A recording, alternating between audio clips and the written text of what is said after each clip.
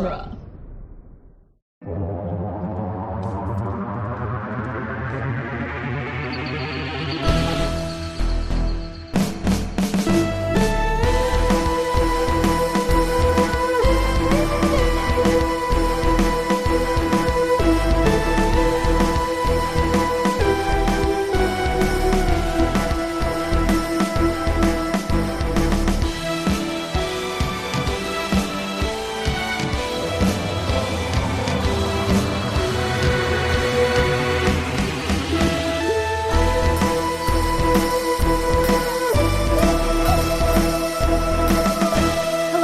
Back to the Doctor's Companion presents Doctor Who The Long Way Round, the weekly podcast where we review and discuss every episode of Doctor Who, one doctor at a time. I'm Cass Fredrickson.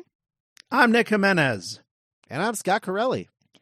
And today on the show, we'll be discussing The Ice Warriors, the second Doctor's 10th story. His 10th story, the introduction of the Ice Warriors, a race of Doctor Who villains who, for not really returning a lot in the show, kind of I feel like has like a heavy shadow looming of like one of like the big bads of Doctor Who, which is I find interesting because they're only in like I in a major way, I think they're only in like 3 classic Who stories.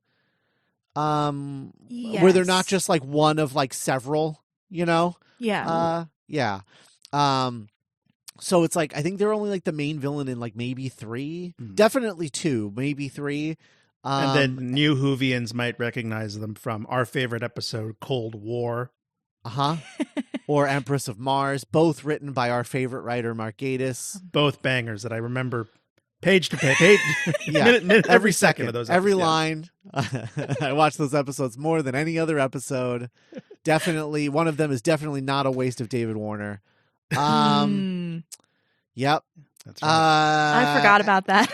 Yeah. But yeah, it's just weird how much it's like, oh yeah, like Ice Warriors, like so many Doctor Who fans, I think, consider them like in a top 5 recurring villain kind of place, which is odd to me just because like, yeah, it's like they did like 2 second Doctor stories. They were in like a couple of third Doctor stories, and then they fell off the face of the planet until, skip all the way to Cold War, you know? Yeah. Does Doctor Who have a top 5 greatest villains? Well, definitely top 3, right? Those are obvious. You got Master, you got Daleks, you got Cybermen. Macra. Yeah. Right, obviously. Clearly, the Macra number 4. Davros after that. Yeah. I don't know. See, because that's where it gets complicated, because it's like, well, people would be like, oh, well, Davros is like the 4th one.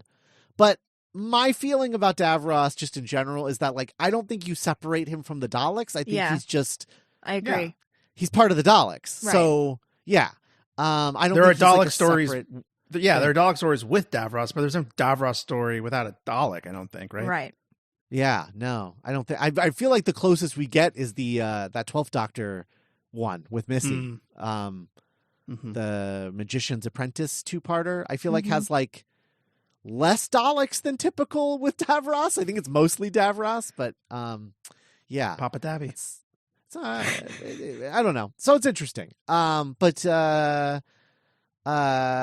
So we're talking about the Ice Warriors. This is the 3rd serial of season 5, which is the 2nd series for the 2nd Doctor. And this is written by Brian Hales, directed by Derek Martinus. Innes Lloyd is a still producer, but he's on his way out. As the story editor for this, Peter Bryant is in line to take over as a producer, with his assistant ready to take over the story editor position, which is Derek Sherwin. So Yeah, so there's a lot of movement happening, and I think with all of that movement, they were kind of handing out character renewals, like contract updates, almost like story to story with the actors, because they never knew like when a creative shift was going to happen, and like, oh, like maybe we're going to get rid of this companion and bring in a new one or whatever. So during the shooting of this story, the actress who plays Victoria, for example, Deborah Watling, was basically handed a contract for the remainder of this story and the next story. And they were like, after that, we don't know. So, we'll go from there. But and that sounds scary, but at the same time, they were only shooting this once a week on a Saturday. It was like a real, like at this point in the show, like being on Doctor Who was like a real like extracurricular activity. It felt like, at least from the actors' point of view, because they shot every episode in one day, one Saturday a week. And what's really crazy, I know they were only 3 episodes ahead, so they were filming the 4th part of the Ice Warriors as the first part was airing, which is just... That's so stressful. That feels psychotic. Yeah. But that's just how it was back then. I don't know. And they were smoking the whole time. Yeah. Oh, definitely. I'm surprised you could see anything on this set. It should have just been smoke everywhere. Yeah. So with this new era of the show,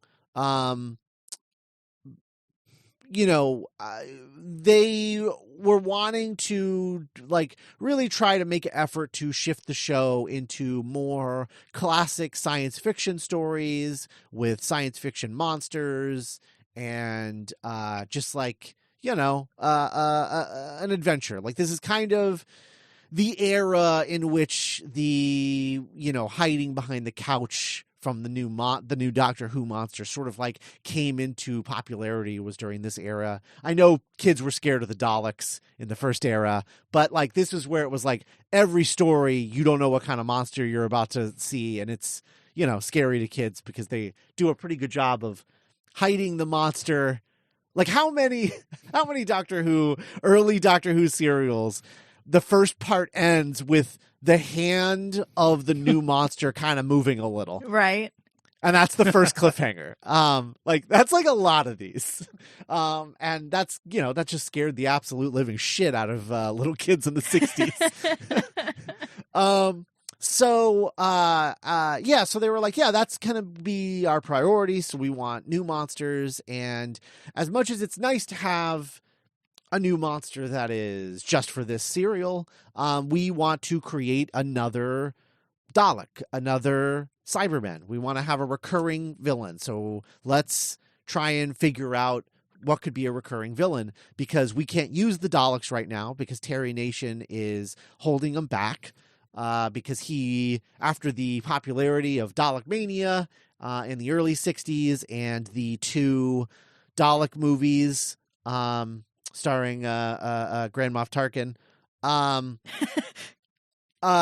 he was like, okay, well, I've conquered Britain and now I'm going to conquer the States. And so he was like, Doctor Who, you can't have my Daleks. I'm taking them to the US of A where they can be used over there. To which, he tried to make happen for a long time. And the USA was like, no, thank you. Not interested. Goodbye. I said good day, sir. But that took a while because we don't get the Daleks again, I don't think, until, actually, I literally think like our next episode story that we're covering is the next time that the Daleks are seen in Doctor Who, which is, we'll be covering that story next week. So are they wearing like little Dodgers caps because they're just coming from America? Oh, God, I hope so. I don't remember that specific thing, but I hope so. So the Daleks are on ice.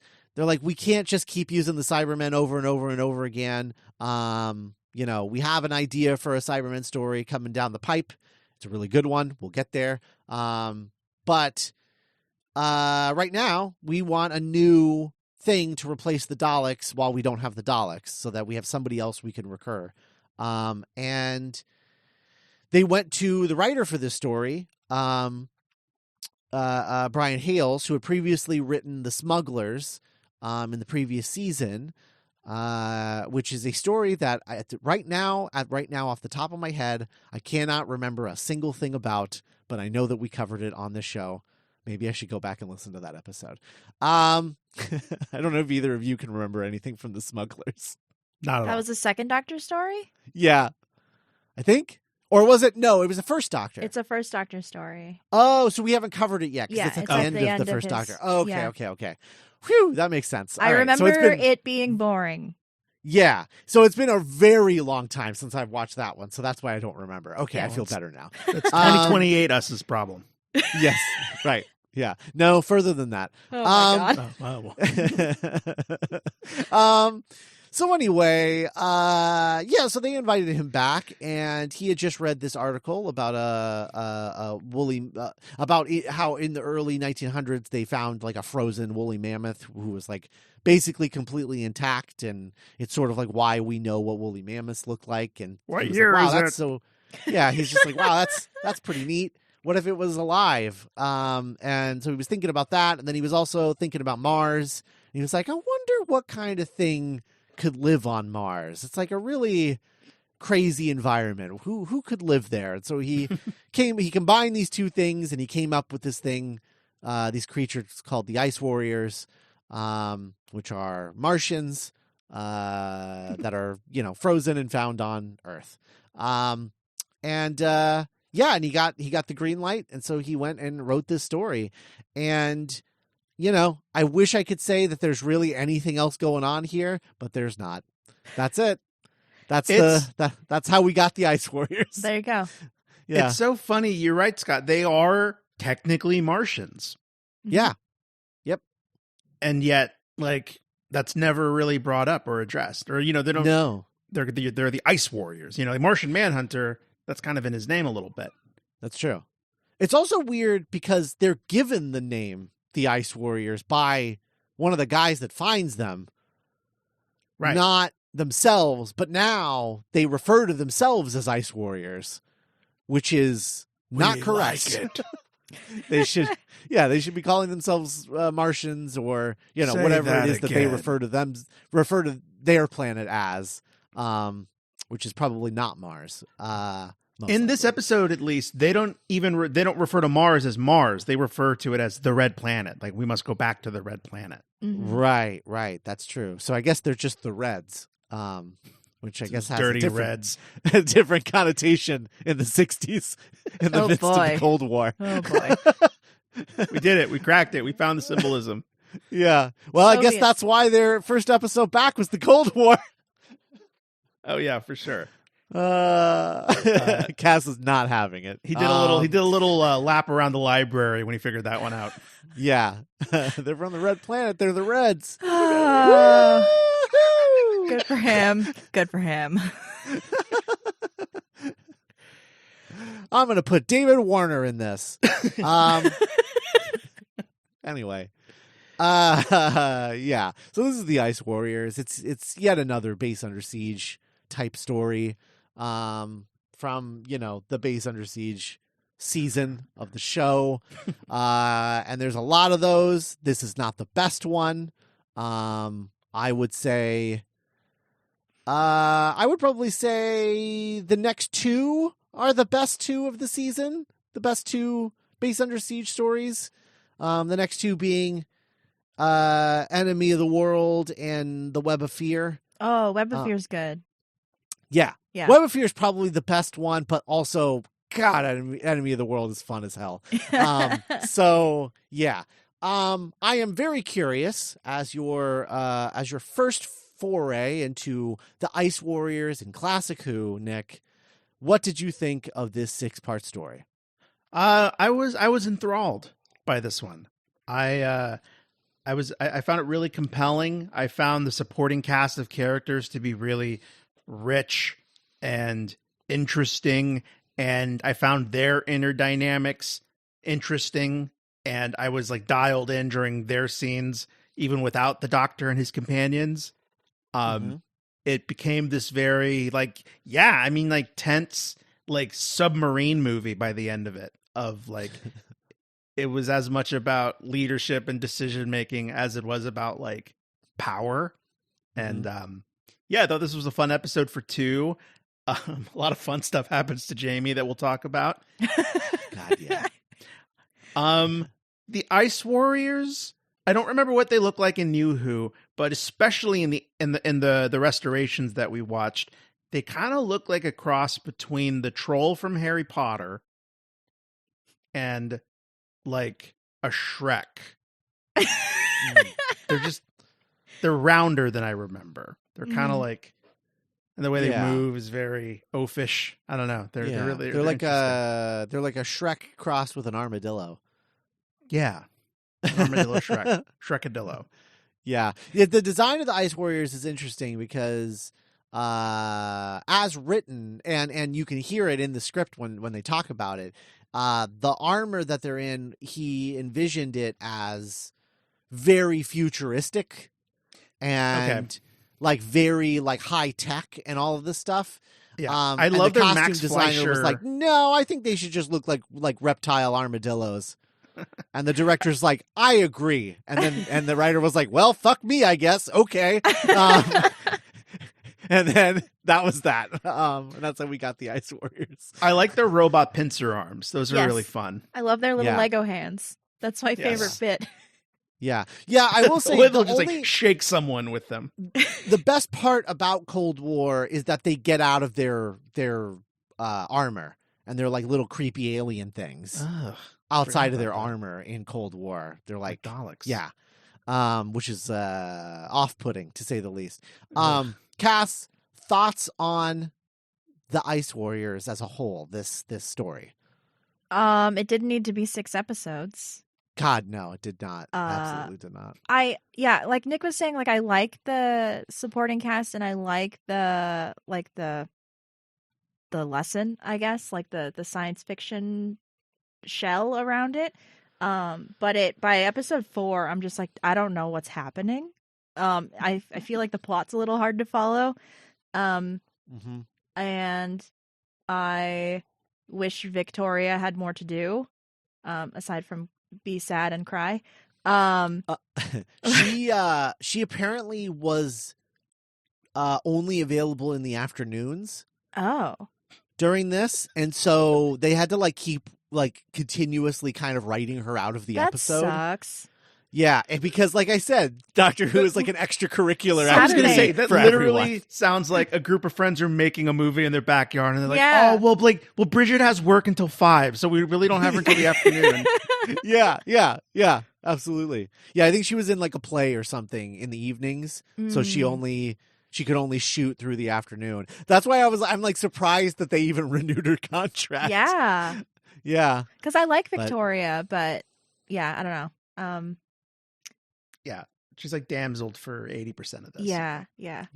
But it's, I don't know, it wasn't as fun as I remembered it being, but I really like the Ice Warriors, so I don't know, I had fun with this. I agree with Cass. I really like.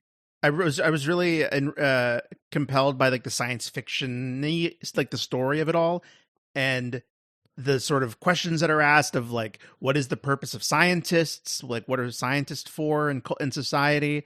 Our reliance on computers, and I'm like, oh yeah, like it's not subtle, but I mean, this does resonate with me today in our world of like algorithms telling us like what to watch and what information to get and what decisions to make. So like, yeah, like for like classic Who, I was like, oh, this is like really, I don't know, this is pretty rich. Yeah, I agree. I think that there's some really good like science fiction, stuff in here, metaphors or allegories or whatever, that are really, really solid. But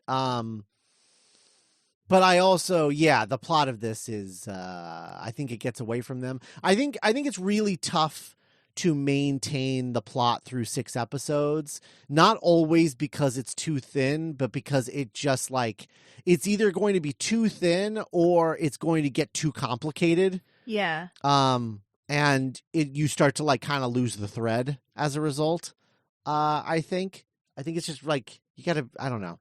The 6-part episodes are they're tough sometimes. Yeah. And yeah. Because like around episode 4, especially with like the Victoria subplot, like you can tell that they're kind of trying to figure out like right around like keeping her alive, you know, like Yeah. and we'll get to it, but like one of the cliffhangers is like her with like a sniper sight on her, you know. So yeah, absolutely. Man, yeah, really excited to go through the plot of this with you guys. Yeah, let's go. There. So we began on, what was it called? Like Britannica Base? I don't even know if they name it. Britannicus. Britannicus. I was so close.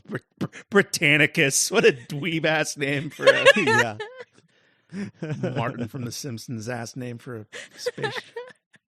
So we are on Earth in the future, where there's this base, this space base, Britannicus base, that is responsible for controlling the ice caps and keeping like disaster at bay. And there's like different bases like this peppered throughout the world in the future. Yeah, this is the year 5000. I missed that. And the year 5000, and yeah, they're like nearing another ice age, and they're trying to hold it at bay, basically. Yes. Yeah. They have an ionization ray, right, that they use, and we'll learn more about that later. We're introduced in this opening scene to Miss Garrett, who is, as we'll learn, a devoted disciple of the pewter, if you will. The pewter. There's a pewter at the center of their control base, like mission control, and it basically like they don't do anything unless they consult the pewter, and they just do exactly, they carry out whatever stratagem the pewter spits out. That is what they do. They have a leader Clint, who I kept thinking was Leader Ken, just based on the way they said it, but it is Clen. And Clen's kind of like the manager, I guess, of this base. Like, because I mean, they all ultimately answer to Pewter, but Clen is like the sort of the human with the most control. Would you say? Yeah, yeah. So Clint, played by Peter Barkworth, worth noting, he has a cane in this, and is like walking around with the cane. That was not in the script. That was something that Peter showed up with. He also showed up with a stutter and a lisp, and the director was like, "Pick one. You get to do one thing. You're not going to do all three of those things. You can't do all of them. Pick one." And one of them has a prop, so maybe we should just go with that. Yeah. Yeah. That's funny. I really liked Leader Clem. Or Clen. Clint. Clint. Like Clint with an E. Clint? Yeah. Okay. I can't promise I'm gonna. Yeah, feature names. He was. I mean, like you see this guy in every Doctor Who episode. You know, like the stubborn bureaucrat. But I found him just to be really like nuanced for an early episode of Doctor Who. Like he doesn't always. He's not always an asshole. Like sometimes you're like, I can see where you're coming from, and blah blah blah. They refer to a member of their company that has been recently expelled. A scientist named Scientist Pensley, who we'll meet later, played by legendary actor Peter Sallis, the original voice of Wallace from Wallace and Gromit. Oh, that's cool. R.I.P. Wow. I looked that up and I knew that going in, but there are moments in this where, closing my eyes, I could kind of hear like a young Wallace, and it kind of tripped me out. Wow. That's wild. I had no idea. That's crazy. So, they were like talking about the glaciers and all of that.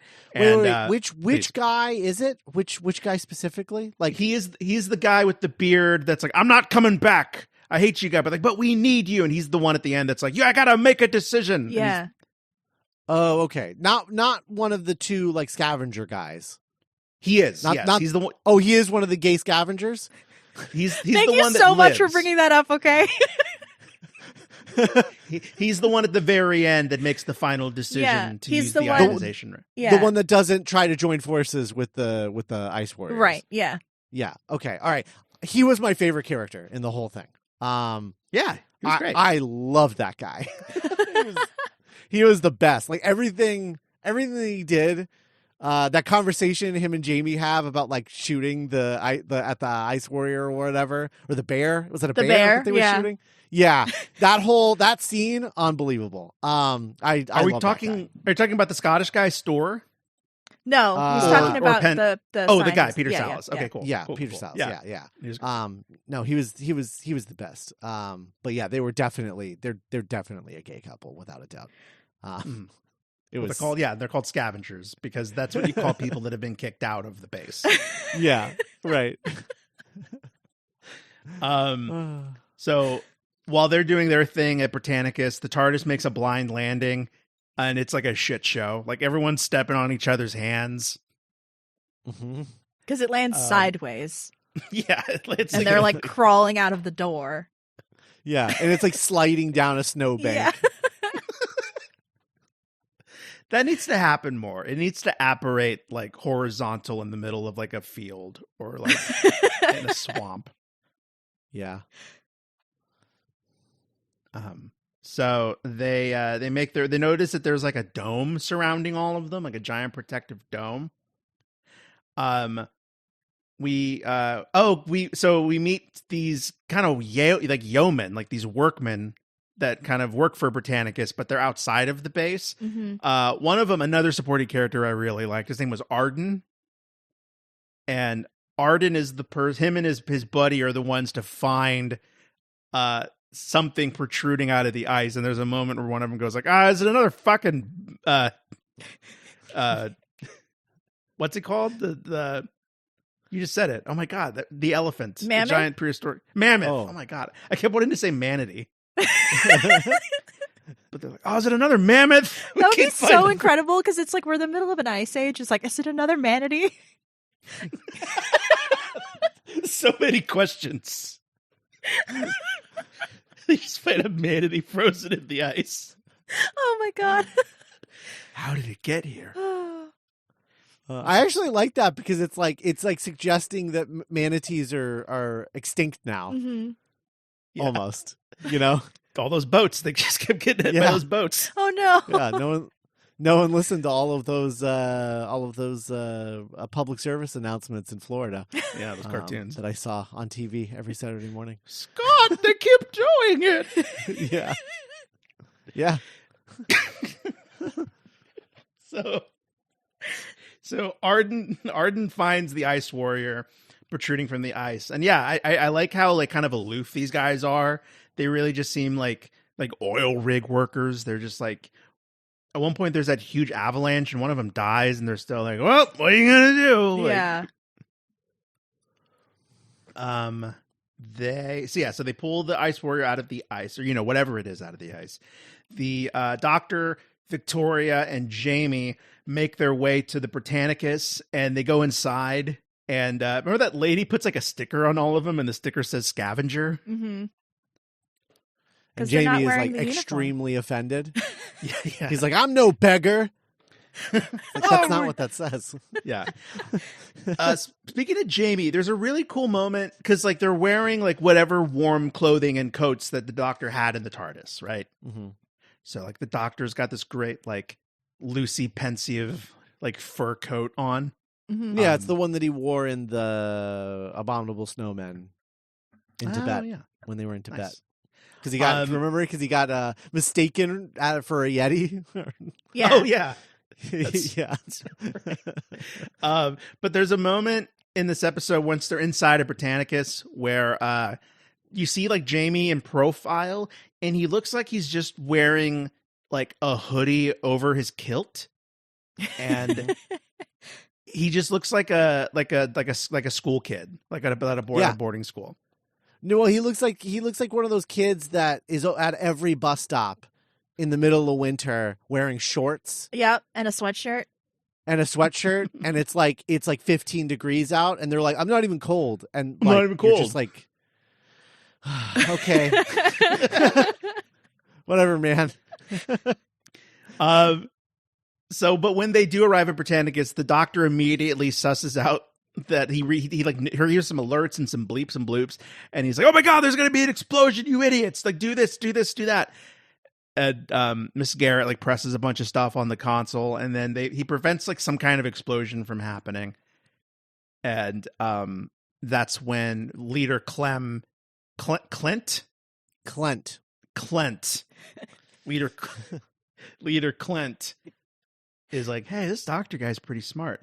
This is super minor, but there's a part when they're like walking towards the camera and they're leaving that room, and Jamie just like whispers to the Doctor, like, ask him where we are. Yeah.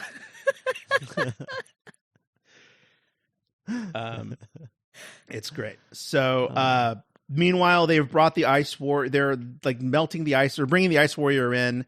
One of the yeoman kind of workers calls him an ice warrior. Like, he's a proper ice warrior. Mm-hmm. Do we already get the bit where he calls Clint and like pretends to have like interference because Clint's telling him to leave the thing? Yeah. And he's like, oh, I can't hear you. It's breaking up, and just puts his hand over the camera. It's good. Yeah, no Arden one respects Clint except for the lady. Oh yeah, she was definitely like his Dwight. Yeah, for sure. Miss Garrett. Miss Garrett, she's the only one that respects him. We meet the husbands, as you said, the scavenger husbands. Yes. And okay. So there was an avalanche. No, the avalanche. I don't think the avalanche has happened yet. But Scientist Pensley has a cool line that he says to his Scottish buddy Store of like, "Oh, I freaking hate Leader Clint.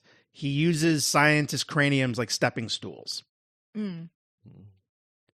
Like, and Pensley sort of is more of what he's later called like a creative scientist, like more curious and exploratory. Whereas Pensley is like, nope, just run it through the computer, whatever Pewter says, and that's what drove Pensley out. Of like, God, I hated that. I'm so glad I'm out here with you. And Core's like, I hate scientists.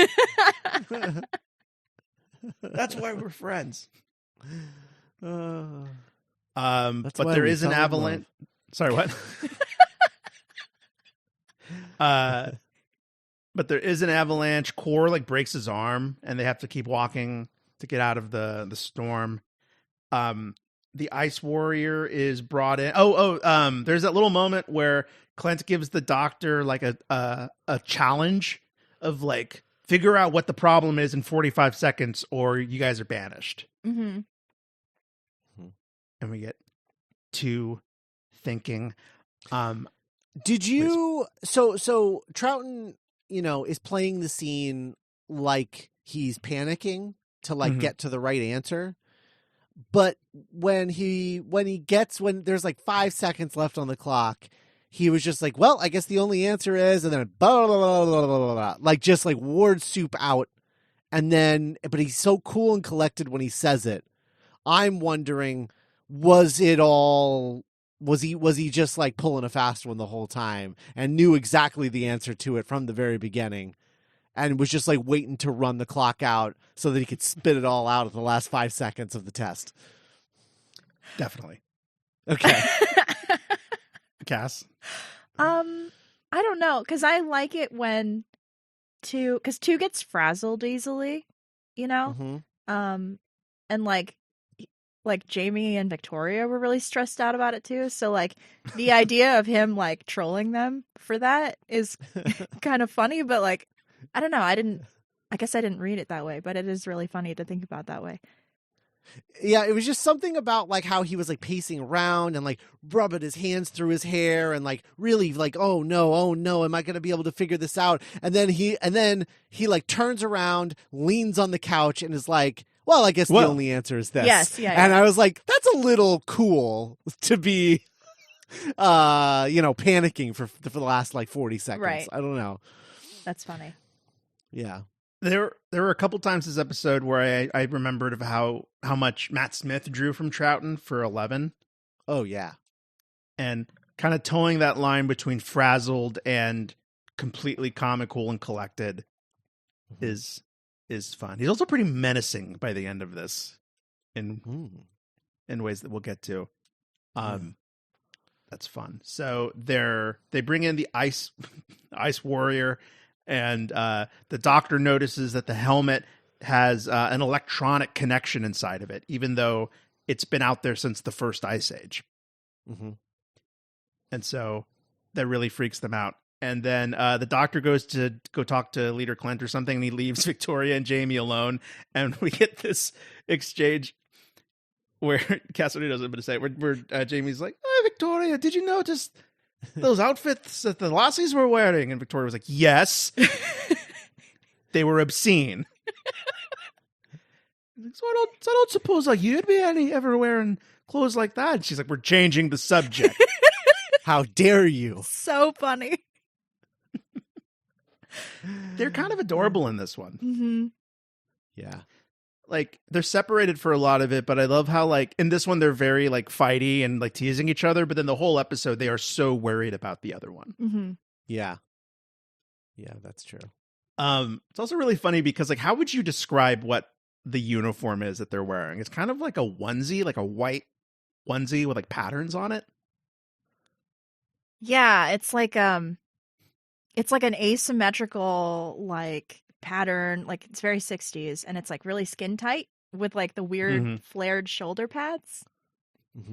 Yes, very. Were 60s. they also like mini skirts or mini skirt adjacent bottoms? They weren't like pants, right? They were like skirts. Maybe. I want to say they were pants, but I could be wrong. Oh, really? Okay. Well, I don't know. I see like Miss Garrett walking around a lot. I loved Leader Clint's suit because it kind of looked like a Union Jack. Oh yeah, yeah. In general, I just really liked the look of the control room set and all of their costumes because it was all just very 60s. Earlier, before they make their way into the control room, earlier in episode 1, when they get the badge that, names them scavengers.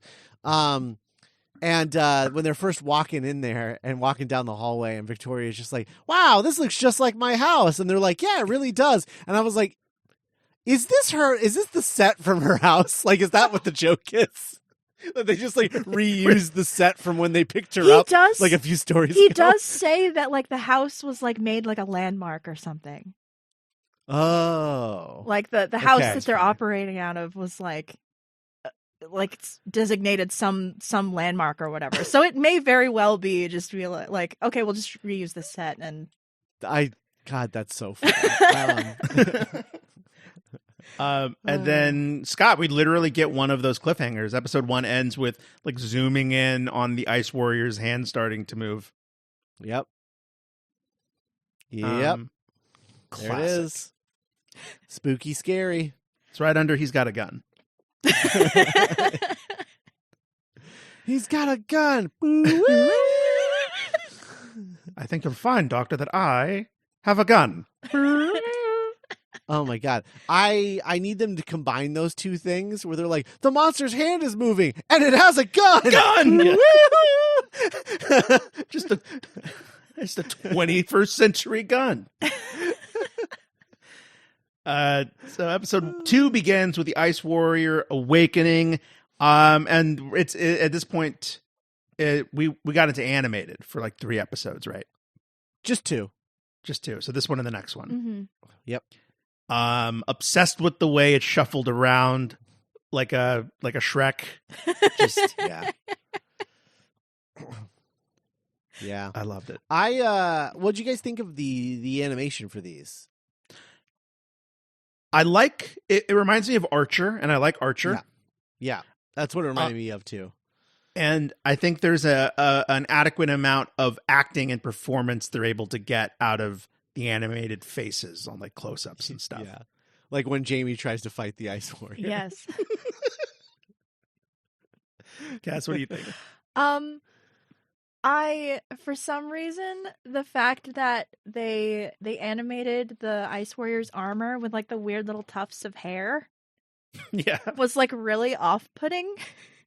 But I think I I appreciate that they animated it, because I think the last time I experienced this story, it was still a reconstruction. Oh. But it's like so much. It's so much funnier just to see the guy in the costume lumbering around, and like the mouth move, Mm-hmm. Yeah. So that kind of it still kind of took me out of it, but I appreciate that the animation exists. Yeah. I thought it was pretty, I don't know. I think it's pretty sharp. Yeah. I like it. It's, obviously like, with an impossible budget. Yeah. I would love like a much better animated version of this, but it's like, no one is going to put the money in for that. Right. I don't mind like the little Flash style animation. I think it's charming. Yeah, I do too. Because I like it because it looks old fashioned. Yeah. And which somehow kind of like matches the vibe. Yeah. I guess of the classic, show. So yeah, I'm into it. I hope one day we just get everything. Like I just hope that like everything gets animated and we'll be able to like watch all of these like without reconstructions at some point. So yeah, it's good. Maybe.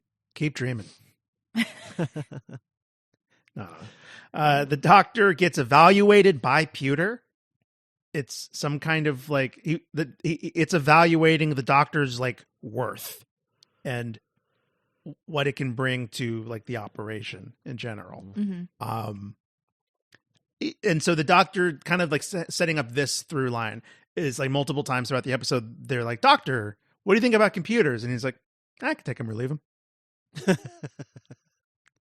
He's not. Yeah. He's like grateful for when they're like, "Hey, the computer gave us this information." Like, "Oh, well, that's how you know that it's good." But he's like, "I don't personally. I prefer paper that I keep in my loose pieces of paper I keep in my pocket." Right.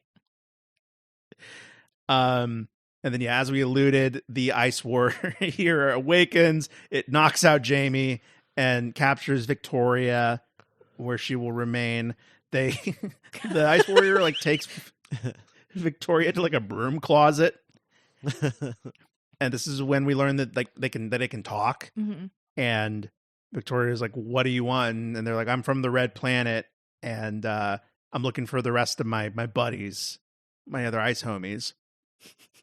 Because he's like, "Well, because like he's freaked out when Polly's like, well, he's like, how long was I under? What year is it?" And she's like, "Well, the man said that you've been frozen since the first ice age, so that's like thousands of years." And he's like, mm-hmm.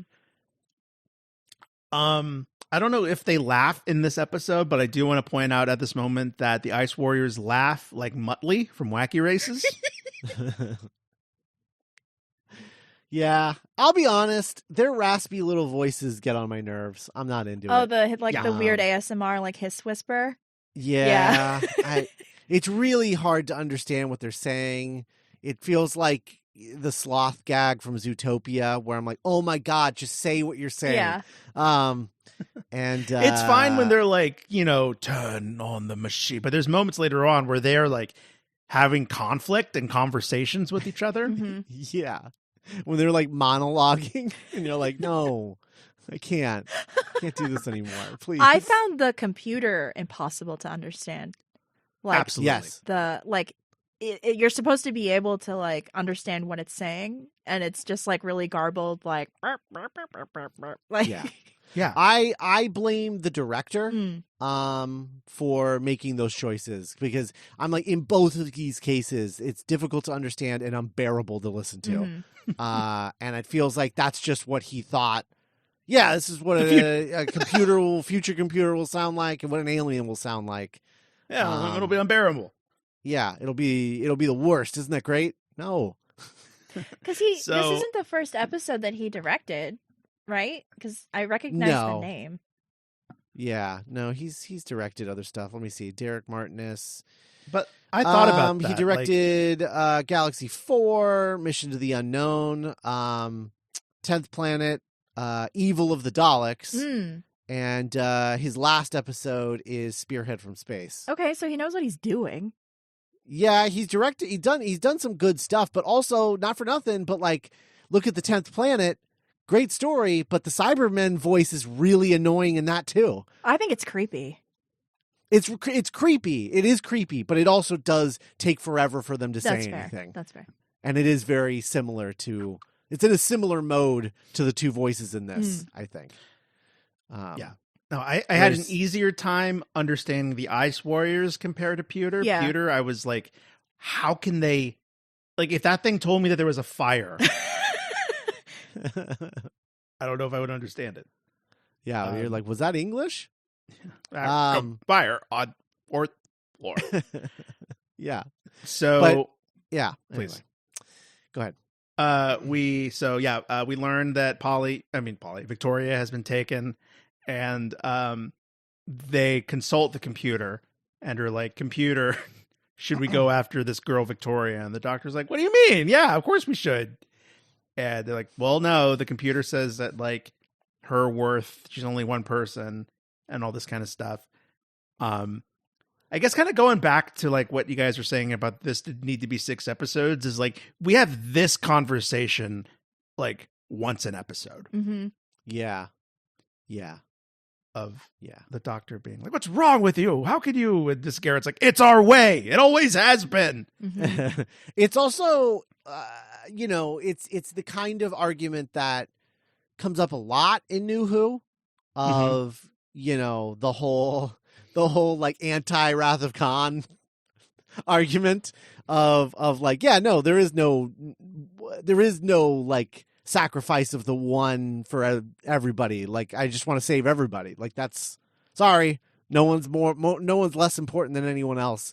And you get that a lot in New Who, but this kind of just like doesn't really get to the point. It's like just kind of beating around the bush of like the argument that they're trying to make here, and then they just make it over and over and over and over again. Right. Yeah. Meanwhile, back in the caves, what was his name? Penley is fixing Storr's arm, which I guess now that I think about it has, super romantic context. Oh yeah. But yeah, and the whole time they're having this conversation about like why all scientists are bad, or like how science, like what has science done to, science is the reason that we got here. Why, we're living in this horrible place and all the plant. Oh yeah, they're in a plant museum because earlier in their history they had to like eradicate all of the plants to bring down carbon dioxide. Right. And so he hands him a tomato and he's like, here, eat this. It'll make you feel better. So he just eat. How does that make any sense though? I don't know.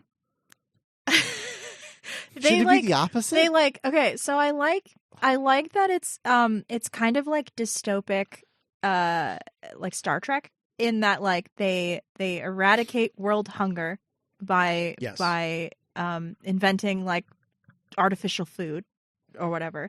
So then he's just like, so now that we did that, we just like chop down all the trees to like make room for like more people, and then we like, it's like reverse global warming, I guess. Because they're just like, oh, we didn't have the carbon dioxide from all the trees, so then, which is very 60s. So now we have an ice age instead of like what we understand now is like global warming. Right. Okay. And I don't know. Something about the carbon dioxide level of the planet got messed up, and now there's like an ice age. I also find stories like this, like just really fascinating stories of how humans adapt to climate like shifts, climate apocalypse, and what comes after that, and like the ingenuity of the human mind. And so yeah, I was like, oh cool, I like stories like this. Mm-hmm. Yeah. And then scientist Penley is like, well, I gotta go sneak into the base and steal some of their drugs because you're gonna die if I don't. So he goes off to go back to the base that shunned him. We learn about the Ice Warriors' chief weapons in this episode. They're sonic guns that like shoot noise at people at a lethal velocity. Mm-hmm. Frequency? Velocity, speed. I think, yeah, frequency. Who could say? Yeah. So the Doctor has not yet to receive his sonic screwdriver yet in the mythos. Right. That's a third Doctor thing. So the sonic gun predates the sonic screwdriver. Yes. Interesting. I think it's Penley or maybe Arden who says that Leader Clint should have been born a robot. Mm. There's just a lot of conversations about like what makes a human, or like what separates, like what values aren't, what attributes aren't being valued in the society that people like Arden or Penley feel should be. Like, you know, the human compulsion to like resist logic or resist the most like practical, pragmatic decision. Worth noting, just so we don't get complaints, the sonic screwdriver makes its first appearance two stories from now in the sixth serial, Fury from the Deep. Oh, I thought it was 3. Yeah. Okay. Yeah, so it is actually the second Doctor that gets it first. Oh, maybe he's like, hey, man, those Ice Warriors were onto something with that Sonic nonsense. Yeah.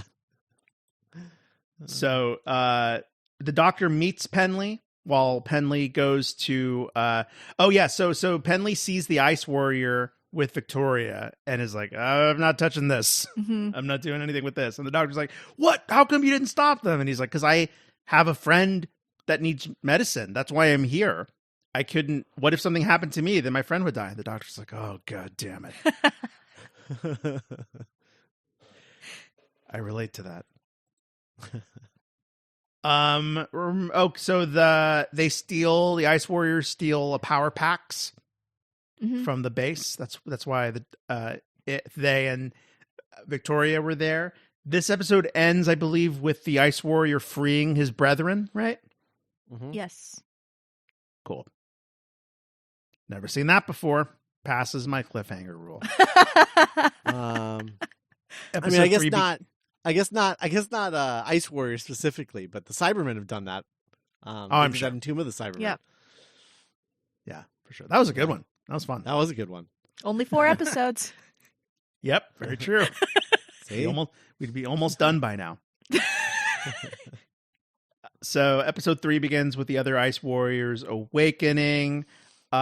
Jamie and Arden have decided to leave the base together and go off in search of Victoria. And I like all the little team ups that happen throughout the 6-parter. We really get time to really match up different characters with each other. Yeah. The Doctor. So there's this part where Leader Clint starts like bossing the Doctor around, and he's like, I don't work for you, dude. He described himself as like a working guest. Right. And I gotta follow my own rules. I do whatever I want. I'm cool guy. cool guy scientist. Cool guy Patrick Troughton. That's what they call me. The Ice Warriors are setting some kind of trap by their base. They find because there's like the door, right? The door in the ice.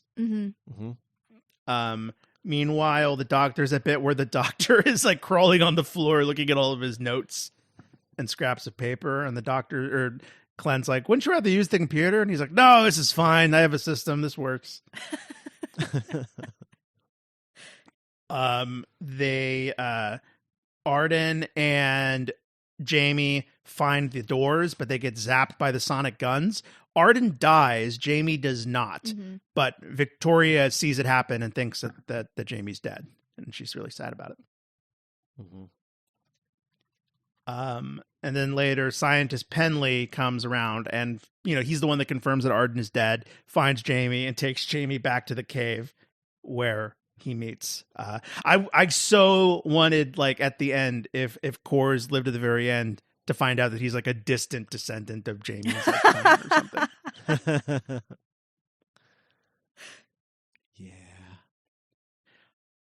And then the episode, Scott kind of referred to it, but this episode ends with Victoria trying to call the Doctor, and she's like in a sniper scope. Yeah. Because they're watching her from inside the ship, and they're letting her do this, but then they're like, okay, she's outlived her usefulness, and then it's just like, is this the conversation where where the doctor is like, tell us about the creatures, and she's like, well, they're Martians, and then Clinton's like, shut up, don't answer that, talk about something else. Yeah. Just well, they're Martians. Shut up. Who cares? How's the engine? Who cares? Yeah. There's something so funny about that. I don't know. So episode 4 begins with they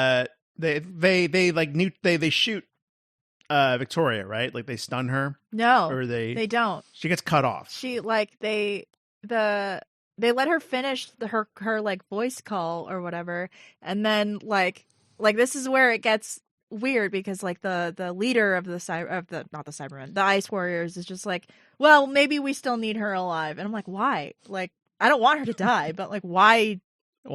Yeah, because she hasn't really been, because she's not from this time. She doesn't know like all of the science and stuff. So like, why did you kidnap this poor girl? Yeah. So I take notes while watching the story, and there's a part where back in the caves, Jamie wakes up with Core and Pentley, and I write, Jamie wakes up, and then he's like, I'm paralyzed, and I wrote, paralyzed. There's a few lines that Jamie has in this story where I am like, is that something you would know about? Like, being from where you're from? Like, would you know the word paralyzed? Is that... Yeah. Or like what a central nervous system is? Yeah. Or even the term beggar. Like, is that... I know it's slang, but was that around when he was around? Did they call people beggars? I mean... Or did they refer to them as something else? Like 1700s Well, Scottish slang. Yeah. I guess technically he's not speaking English, right? Technically. No, he is. He's Scottish. Well, he'd be speaking Gaelic. Oh. Because they hadn't killed the language yet. Oh, okay. Huh. And maybe the doctor taught him what the central nervous system is. Yeah. Doctor, my legs don't work. Paralyzed, Jamie. That's called paralyzed. Oh. So, his name is Every day Store. you learn something. Because you learn something every day. Crawl through his room, quote. Store has one of the worst ideas in this episode. At this point, he decides that he's going to go try to befriend the Ice Warriors. Pentley's like, if you do that, they will kill you. And Store's like, I don't know. I don't think we know that. So he goes to talk to them. While doing that, Store finds Victoria because she got caught in that avalanche when she was getting chased by Ice Warriors. The Ice Warriors are preparing to attack. Store meets the Ice Warriors and they promptly kill him. Mm-hmm. And I guess stuff like this is kind of what I think, Cass, what you said about this episode being too long is just like, did we need this? Like, how is this moving the story along? You know? Right. Yeah, I mean, they just, they wanted to keep the budget cheap, and it's cheaper to do 6 episode stories than 4 episode stories. I will say that Victoria running through clearly styrofoam ice is a peak Doctor Who. Yes. Absolutely. Definitely. That's most of this episode is her just like running down the same hallway at different angles. Mm-hmm. Yeah. And then the doctor decides he's going to try and reason with the Ice Warriors. So he's going off to meet them and like willingly be their prisoner. How does this one end? This is the doctor is in the room and the Ice Warrior is like, I'm going to turn the pressure down. He's like, but that'll explode my body. Yeah. That'll explode my body. The airlock thing? Absolutely. Yeah. Boom. So that's where we start. Yeah, they're going to like drop the air down to 0. And the doctor's like, no, my body. But then the Ice Warriors are like, well, maybe he can help us get energy to break our ship free from this ice. So they let the doctor live. Meanwhile, Peter Sallis and Jamie, like carrying Jamie, have been marching through the snow back to the base. They're exhausted. And back at Britannicus base, they're having this like inherent. So they've reached a fork in the road where they can either use the ionization ray to destroy the Ice Warrior ship or not. And they keep like asking the computer, like, hey, like, what do we do? But both options would lead to the computer's destruction, which goes against its programming. So it like cannot make a decision. Mm-hmm. Mm-hmm. And they've reached like this impasse where they're like, well, we have to wait for Pewter. And they're like, we can't wait for Pewter. We have to like actually make a decision. The fact that they call it pewter. They don't. Oh, okay. That's my bad. All right. We just started calling it that. Okay. Got it. They call it the computer. There's this really cool part where Leader Clem is like trying to talk like, well, you know, like it's good that we're doing this. And he goes to that one guy at the console and he's like, right, like we volunteered to do this. And he's like, I didn't volunteer to be here. And he's like, oh, okay. Oh shit.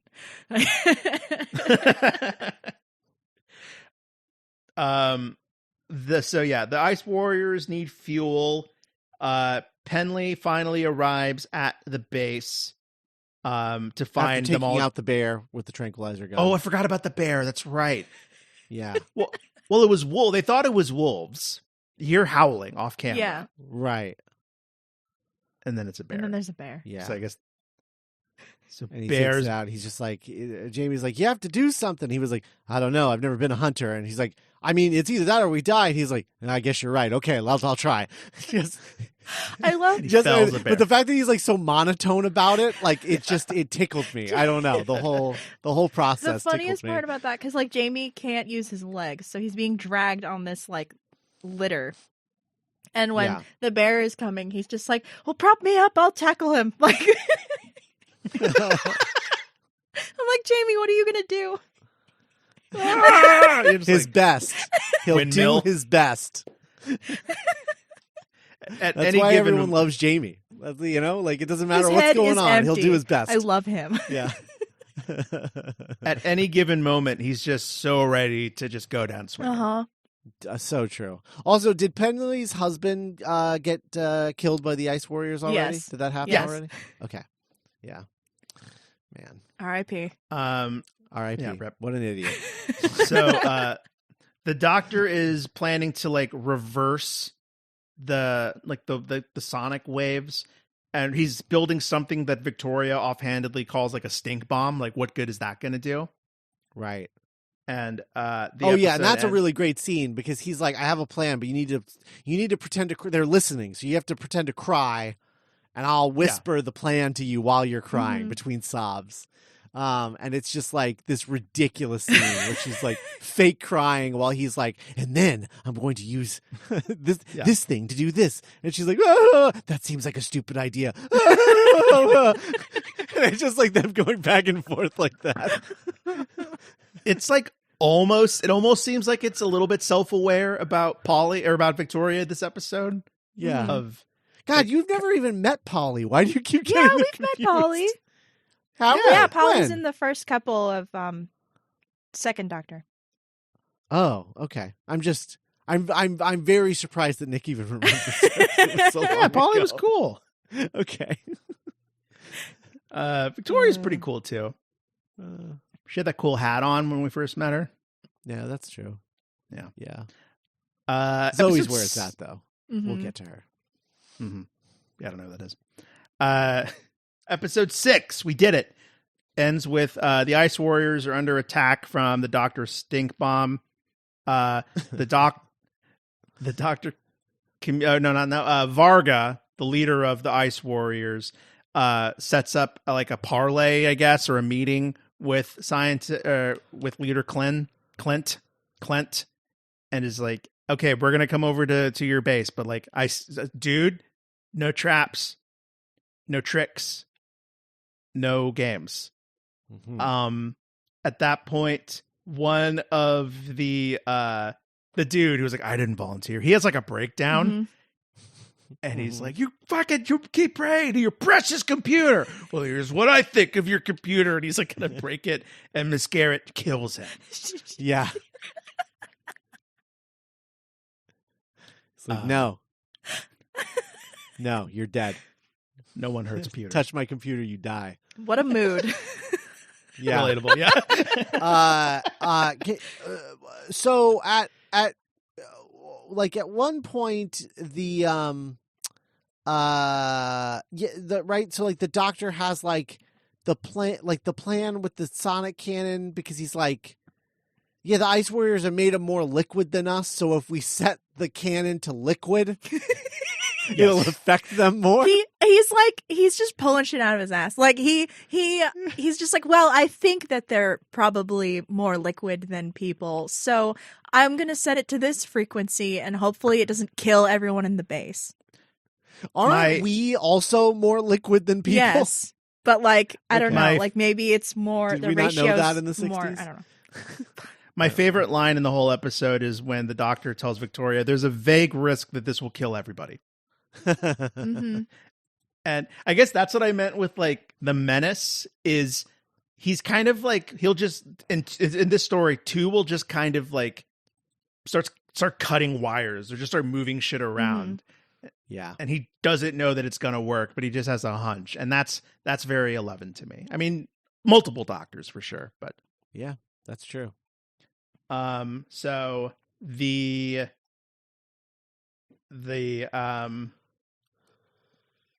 kind of like there's like a mutually assured destruction angle between the ice warriors and the humans, and they're like not sure what to do. They're like not sure what move to make, and finally, Penley is finally like, well, I'm doing this. I'm making a decision. We have to use the ionizer, and they do. The ice warriors get ionized. The bad thing doesn't happen. We get, I thought, a kind of poignant scene between Penley and leader Clint, where Clint's like, you know what, Scientist Penley, you are the most annoying, obnoxious, inconsiderate, selfish son of a bitch that I have ever had the privilege to work with. There was a lot of subtext between those two as well. At least when I was watching. Oh, because he kind of like, because Clint like banished him. Yeah. He's like, I don't trust people anymore. And it's like, dude, what happened? We don't need him. Like, just let me call him. Yeah. Because Miss Garrett tries to like bring him back. Like, well, you can tell him that I'm never coming back there because he's a fucking idiot. And he doesn't know. Well, yeah. And then we get this little moment at the end where he's like, well, you're gonna have to file all this in your report, Leader Clint. Can you do that without a computer? And Clint's like, I never use a computer to take notes. I always take my own notes. And I was like, oh, it's kind of what a twist. It's kind of fun. I don't know. I guess notes don't require any decisions. Yeah. Yeah. Like, it's just him. This guy, like Clint is like, seriously, he's like Two-Face with the coin, where he's like, yes. Yeah. I can't make a choice. I have to ask the computer to tell me what to do. There's a brutal like conviction to it, you know? Yeah.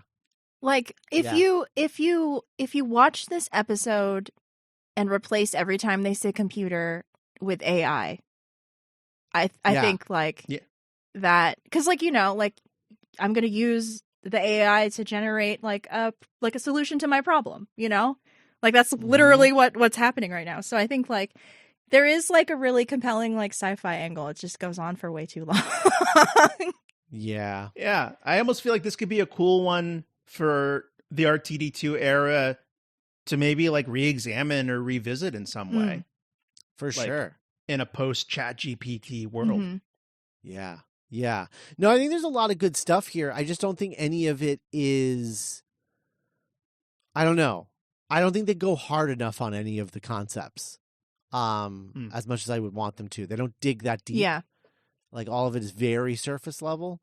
But I like the idea, like if I just pitch this story of like, yeah, this guy who only uses AI to make every decision because he doesn't trust his stupid human brain anymore because we're so far into the future and our stupid human brains have like almost led us into oblivion with like this new ice age or whatever. So now he doesn't trust our stupid human brains, comes across a situation that cannot be solved with this AI.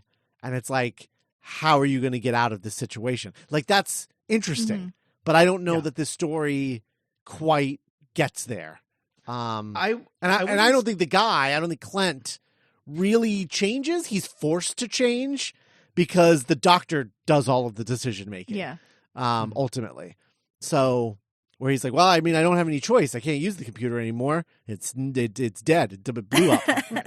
So it's not like a Christmas Carol or multiple Who stories where he actually the Doctor is able to change this character's stance on something or re-examine his beliefs or whatever. Yeah. I just wish it was a little bit of a deeper story in that regard. Because I do think there's a lot of really cool, interesting ideas that they just don't get really. I don't know. It's all very surface level, I think. The last kind of note I have is I wouldn't say appreciate, but I guess I now have a newfound understanding, perhaps, of where the writer's name is escaping me for some reason, even though we've talked about him all these years, of Cold War. Oh, Mark Gatiss? Mark Gatiss, of course. Yeah. Because so much of this episode, the story does remind me of your classic submarine thriller where there's two bases. We don't know what the other person's thinking. We're hobbled together in this base. There's like, firing missiles, target. So much of this episode we haven't even talked about, guys, is the Ice Warriors like calibrating and charging their weapons. Yeah, that's true. Targeting and locking on. That's very true. Cass, any closing thoughts on Ice Warriors? I don't know. I had fun revisiting this one a lot. Nice. Yeah. I loved their stupid Lego hands, and I always will. So Mark Gatiss can't take that from me. I just like the aesthetic of this era of the show a lot. 60s sci-fi is just really cool. It's like very like, I know this is in black and white and that's in color, but it's very like kind of 1-to-1 with like 60s Star Trek. Like there's always something kind of intrinsically dorky about Doctor Who that I love, but there's something kind of like you said, cool about just the look and aesthetic of this era. Yeah. And it's interesting because it's kind of like the next era. I mean, we're going to talk about it next week, right? Is the absolute flip of this, where like this is everything is cool around the Doctor, but the Doctor is a massive dork and is taking a golden retriever around, a Scottish golden retriever around with him. But the next version of the show is the Doctor is the coolest person you've ever met in your entire life. And everything around him is like not cool. He's on a military base, boring, blah. Like he's stuck on Earth, boring, blah. Yeah. So it's just like, it's the exact opposite in every, like they just flipped every aspect of the show to the polar opposite in the next era, which is so interesting. And it works also, but in a completely different way, But yeah, speaking of which, next week, Day of the Daleks. They're back. Our faves are back, guys. Yay. Our faves are back. God's favorite idiots. Yep. So Day of the Daleks, the first time that the Third Doctor gets to interact with the Daleks.